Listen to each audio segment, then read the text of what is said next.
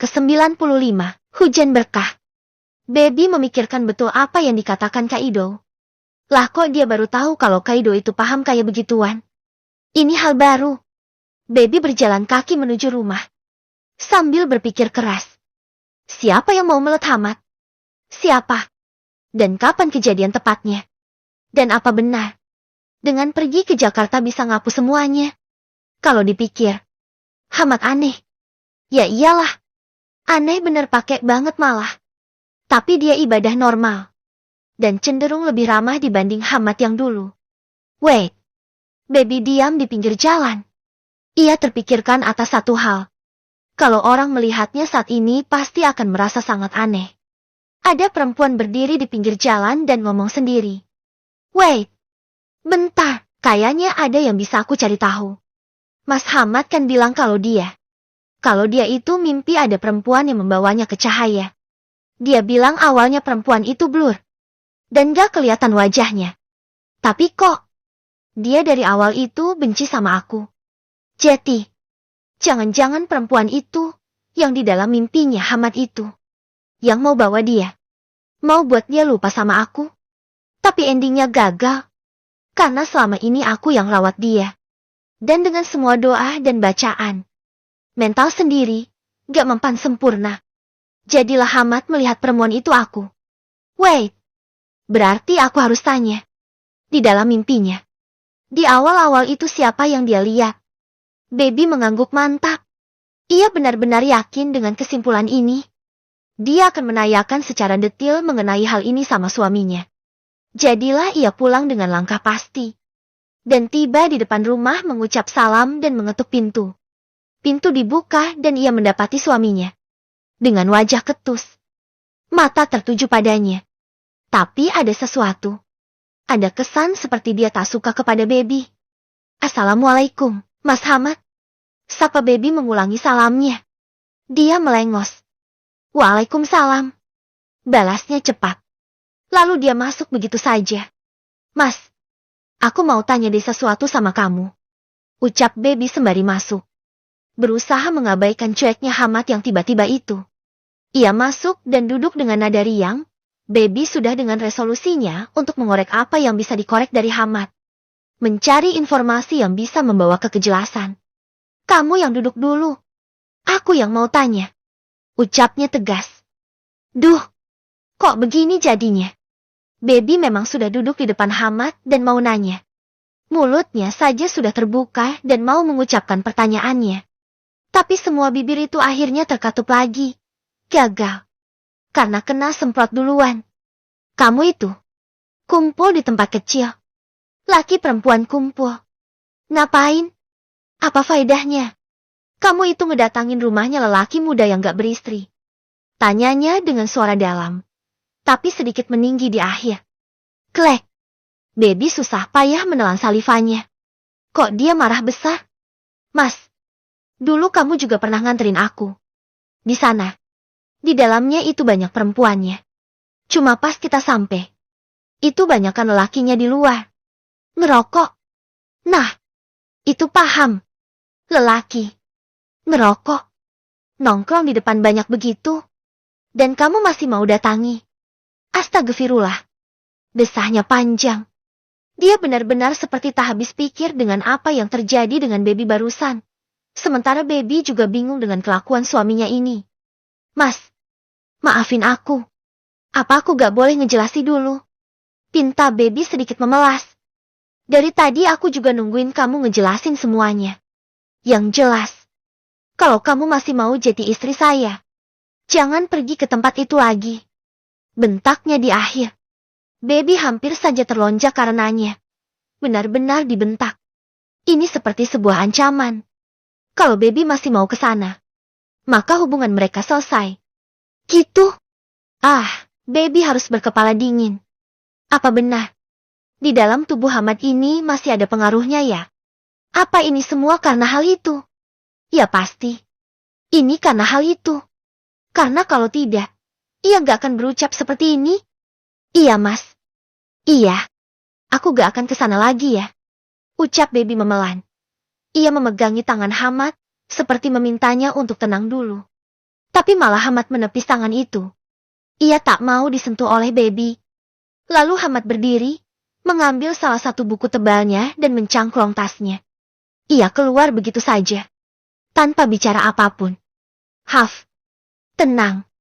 Inhale. Exhale. Inhale. Exhale. Jangan nangis. Gak boleh nangis. Jangan kalah. Dan gak boleh kalah. Batin Baby. Ia berusaha menenangkan dirinya sendiri. Kalau sudah begini, ini namanya main pinter-pinteran. Dia harus tenang dan gak kebawa suasana. Benar ucapan Kak Ido. Mungkin gak sepenuhnya kena. Tapi pengaruhnya ada. Mungkin ada satu atau lain hal yang memicunya, dan Hamad jadi seperti ini. Ya, Baby yakin itu. Lalu apa yang harus aku lakukan? Tanyanya pada dirinya sendiri. Apa kiranya yang akan membuat mood Hamad membaik saat pulang nanti? Kalau ia keluar lagi, pasti Hamad akan marah. Nanti dibilang keluar tanpa izin. Kan? Baby menunggu di dalam rumahnya, memutuskan menunggu saja. Dan bicara baik-baik dengan Hamad. Bicara dengan kepala dingin plus jangan kepancing dengan Hamad. Ia baru saja menunggu 15 menit. Dan ia dapat SMS dari Kak Ido. Nomornya gak sempat ia save. Tapi di pesan yang terkirim ada keterangan kalau itu dari Kak Ido. Baby, ada baiknya kamu konsultasi sama Pak Kiai saja. Biar gak jadi fitnah dan kamu gak kena marah. Kak Ido, kok dia tahu kalau aku disemprot Mas Hamad? Tapi ya, udah ketara juga sih. Kalau dari ngantar tadi, dia udah ngamuk dari awal. Wajar aja kalau ada yang bisa nyimpulin kalau Hamad ngamuk. Baby memilih gak membalas pesan itu, takut terjadi yang gak enak lagi. Sudah cukup ngambeknya Hamad hari ini. Dia harus bisa ngambil hati. Dia yang sedang fokus berpikir plus semi ngelamunin suaminya, gak sadar kalau di luar sana hujan langsung deras. Biurer begitu saja. Gak pakai pemanasan dulu. Baby diam. Memandangi air yang jatuh dengan deras lewat kaca jendela kecilnya di rumah mungil itu juga. Hujan. Ada yang salah? Ada yang salah? Tapi apa? Dia mengerjap lama. Dan kembali berpikir ulang. Ada yang salah? Tapi apa? Mungkin ini efek dia diomelin sama Hamad. Atau karena dia yang baru tahu teori dari Kak Ido. Otaknya jadi ngehang. Walhasil. Pas hujan lagi mantep-mantepnya. 5 menit setelah turun Baby baru nyadar. Cuciannya di belakang gak ketutupan atap. Alias kehujanan. Langsung dia ngibrit mengambil baju yang masih bisa diselamatkan. Pun yang sudah kadung basah. Dia ambil dan langsung bilas. Konon air hujan itu gak bagus buat bahan ya. Jadilah Baby yang kena tampiasan hujan basah kuyup sambil membilas. Mau ganti baju. Nanggung. Jadilah dia. Bersin-bersin karena kebasahan dan nyuci lagi. Bilas berulang kali. Lalu ngeringin manual. Dan jemur ulang di jemuran luar yang masih ketutupan atap. Selesai jemur. Walhasil. Tubuhnya menggigil dari atas ke bawah. Dia mencari selimut. Dan menyelimuti tubuhnya sambil buat teh hangat. Demi menghangatkan dirinya. Teh sudah diminum. Dan ia berusaha tidur aja. Kali aja bangun tidur langsung seger. Kan? Hamad merasa dirinya aneh. Dia marah dan kesal kepada Baby. Kenapa perempuan itu kok dengan entengnya masuk ke rumah lelaki lain? Emosinya sedikit surut saat ia membaca doa untuk awal mengajar. Lalu sesi ajar mengajar berlangsung normal. Ia juga bertemu Gus Hanan dan Pak Kiai di pondok. Sosok senior itu akhirnya turun tangan demi mengisi kekosongan kelas. Assalamualaikum. Pak Kiai. Sapa Hamad. Waalaikumsalam. Nak. Sehat? Tanya Pak Kiai lalu ia merasa bahunya ditepuk oleh pria tua itu. Klek. Ada yang aneh. Dan ia merasa dirinya merasa ada yang salah. Tapi apa? Hamad tersenyum getir. Mereka sama-sama berteduh di pinggiran kelas. Sama-sama tak bisa pulang karena hujan terlalu deras. Hamad merasa dirinya tak nyaman. Tapi ia juga merasa dirinya ingin dekat dengan Pak Kiai. Seperti ada dua sisi di dalam dirinya yang bertentangan. Satu ingin dekat dengan Pak Kiai.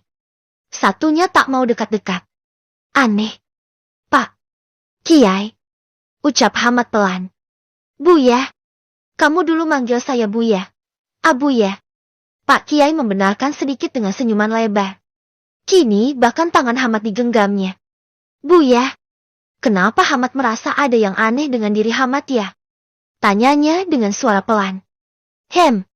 Tentang baby anak. Hamad mengangguk. Ia kaget. Kenapa bisa Pak Kiai cepat menebak pikirannya dan perasaannya? Loh, kok? Buya? Nak, Buya kenal kamu itu. Dari kamu kecil, kamu belum bisa baca kitab Buya, sudah bisa baca pikiran kamu. Lagi pundak Hamad ditepuk pelan, dilus-lus layaknya ayah kepada anaknya. Kamu itu nak. Sayang sekali dengan baby, Buya juga.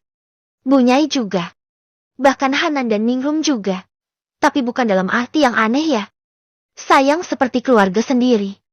Juga Dijah, kami sayang sama baby karena dia bagian dari kamu. Istri kamu. Plus dia santri di sini juga.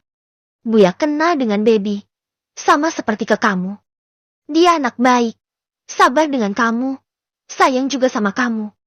Dia juga sudah melalui banyak hal nak. Jeti kamu. Ini pesan Buya. Untuk Hamad, anakku. Apabila ada perasaan tak suka, benci yang berlebihan ke baby. Lawan nak. Lawan. Buya yakin kamu bisa. Ini kamu. Setiap hari berbaca ayat suci. Pasti kuat. Pak Kiai menyentuh dada Hamad dan sedikit membuatnya kaget. Sentuhan itu. Seperti mengirim sebuah getaran kecil di dadanya. Hamad menunduk. Buya tahu. Kalau saya dan baby sedang bertengkar. Tidak. Saya nggak tahu. Saya hanya tahu. Ada yang beda dengan kamu nak. Tapi yakin kamu pasti bisa lewati ini. Juga baby. Kalian. Insya Allah bisa melewati ini semua. Bersama. Ingat. Hidup itu penuh perjuangan. Cobaan itu seperti bumbunya hidup. Kamu lolos. Berhasil. Itu akan jadi kenangan luar biasa untuk masa depan kalian. Juga jadi penguat hubungan kalian berdua. Pesan Buya hanya satu. Lawan nak. Hamad mengangguk. Ia memang merasa ada yang tak normal. Tapi tak tahu di mana yang tak normalnya. Ia tak bisa mendeteksi sendiri apa yang salah dengan dirinya. Ia hanya paham kalau dirinya dan baby ada sesuatu. Insya Allah Buya. Makanya Buya kirim kamu ke Jakarta dengan baby. Biar kalian bisa berduaan. Selesaikan masalah kalian. Buya doakan. Setelah pulang dari Jakarta, kalian sudah kembali normal seperti sedia kala. Amin.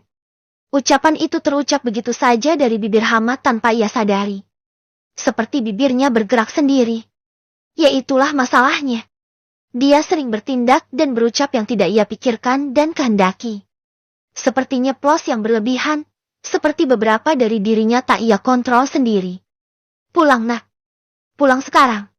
Kasihan istrimu di rumah sendirian. Buya berbalik. Masuk ke kelas yang masih berisi santri yang sama-sama menunggu hujan reda.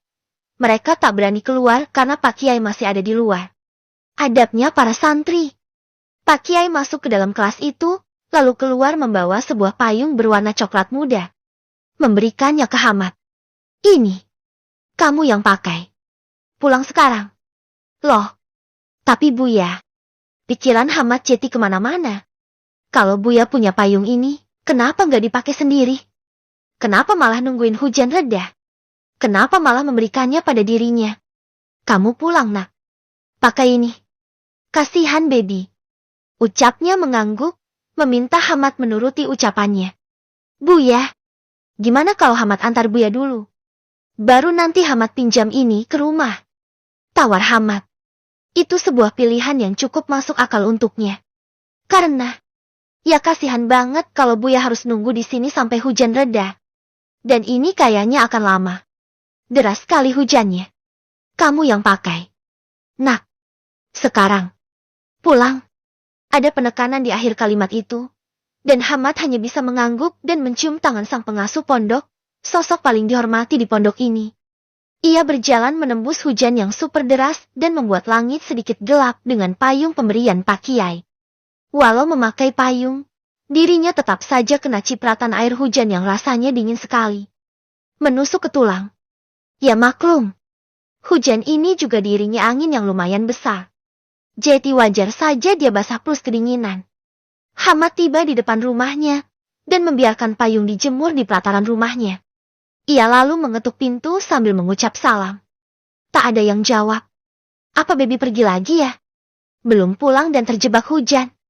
Hamad mencari kunci di tempat biasa mereka meletakkan kunci.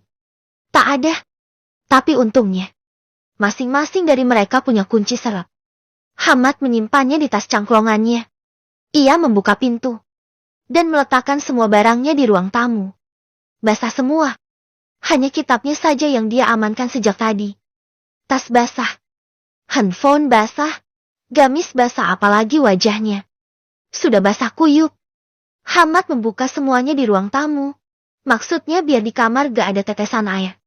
Setelah ia letakkan di ruang tamu dan memastikan pintu sudah terkunci, ia berjalan masuk dan mendapati ada sosok yang sedang berbaring dengan tubuh bergetar. Baby, kenapa dia? Ses. Seperti ada tetesan hangat di dadanya. Dan Hamad jatuh bersimpuh di tempat. Kakinya terlalu lemas untuk menopang dirinya. Tapi matanya tak bisa berpaling dari sosok gemetar itu. Entah karena air hujan, atau ucapan Pak Kiai, atau pemandangan ini. Pemandangan Baby yang menggigil dalam keadaan tidur. Sebagai pemicunya, ia langsung melihat dengan sekelebatan cepat. Tapi jelas, apa saja yang terjadi. Semua memorinya dengan Baby. Semuanya. Semua. Ia ingat.